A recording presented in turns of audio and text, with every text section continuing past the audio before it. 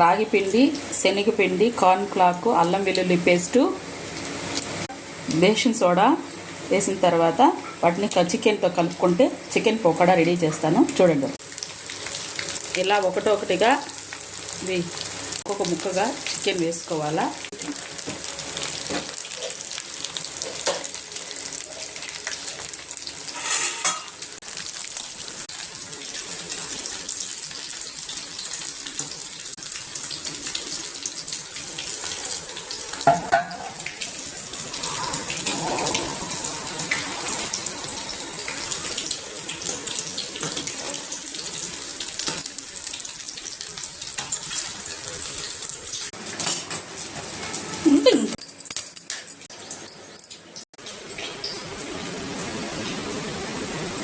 ఎంతో రుచికరమైనటువంటి చికెన్, ఇఫ్తార్ చికెన్